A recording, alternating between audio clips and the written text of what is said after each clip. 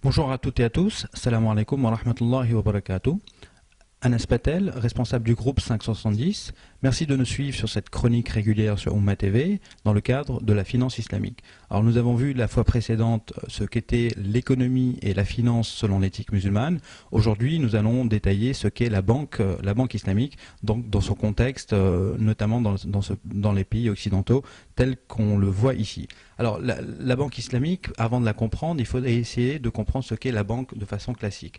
La banque, si vous regardez la définition assez simple sur Wikipédia, elle dit c'est une entreprise qui fait du commerce de l'argent.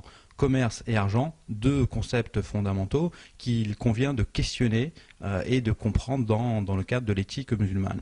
Alors, commerce, vous savez que c'est totalement une activité louable et sur laquelle on incite dans les sources musulmanes, en référence même à l'activité du prophète sallallahu alayhi wa sallam. Mais la banque islamique et de façon générale la finance islamique, ce n'est pas de faire du commerce de l'argent, mais bien du commerce sur des biens réels, au profit de l'économie réelle, dans le but d'un intérêt général et notamment de la répartition juste des richesses. À ce titre, on avait vu que l'économie l'économie aujourd'hui financiarisée est un peu trop tournée sur la seule recherche du profit, alors que la finance islamique, il y a cette notion de profit, mais aussi d'aller de l'avant sur l'intérêt général. Alors la banque islamique, c'est effectivement faire du commerce, mais pas de l'argent, mais faire du commerce selon cette éthique. Et on peut partir de ce principe fondateur du fiqh muamalat, donc de la jurisprudence en droit musulman, qui est la permission originelle. C'est quoi ce principe? C'est tout simplement de dire les acteurs économiques, l'être humain, est capable de tout faire dans le cadre de son éthique, tout en respectant donc quelques interdits. En gros, c'est tout est permis sauf ce qui est interdit. Et les restrictions, les interdictions sont assez limitées. On peut les simplifier dans ce cadre-là au nombre de 3.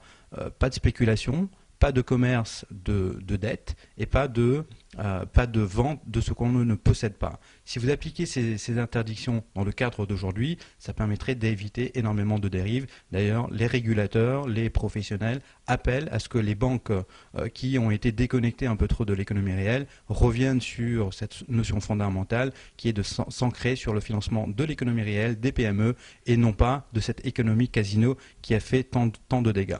Alors, on peut dire que de façon générale, un système bancaire universel, il a quoi comme fonction? C'est d'une part de faire la mobilisation des ressources, donc collecter des fonds, collecter des dépôts auprès des particuliers, collecter de l'épargne, des produits d'épargne.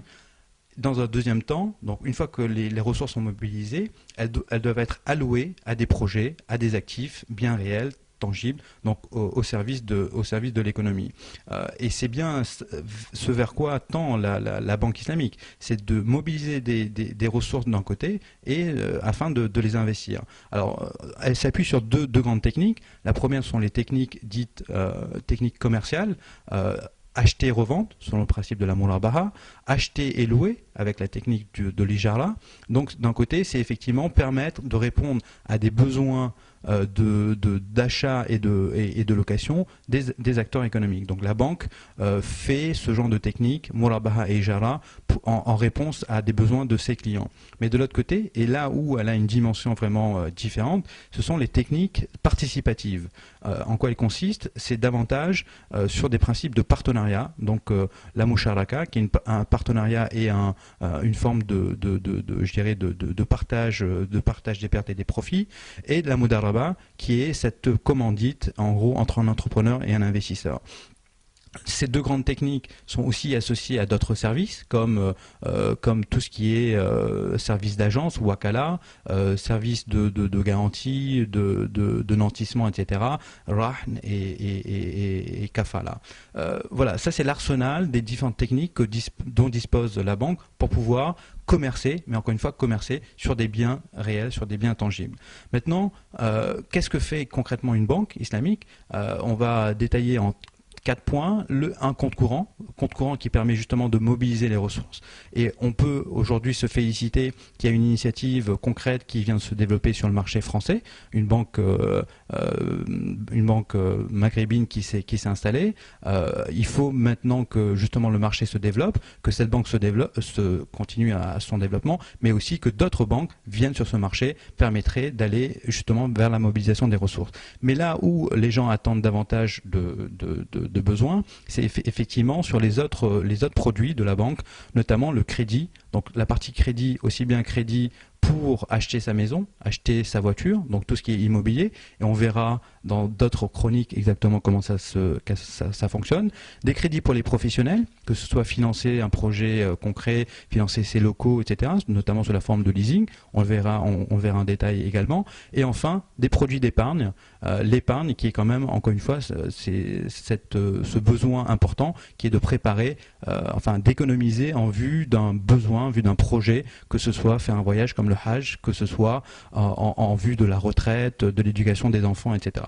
Donc la banque islamique, en un mot, c'est faire du commerce, mais du commerce avec des outils financiers. Donc on utilise des techniques financières, mais dans le but de financer l'économie, de s'inscrire vraiment dans l'économie réelle. Et c'est ce sur quoi on approfondira les différentes notions par la suite, avec notamment la prochaine chronique sur les crédits immobiliers. Je sais que c'est un désir de beaucoup de savoir quand et comment on pourra acheter une maison. On le verra donc la prochaine fois. Merci de votre confiance. À bientôt.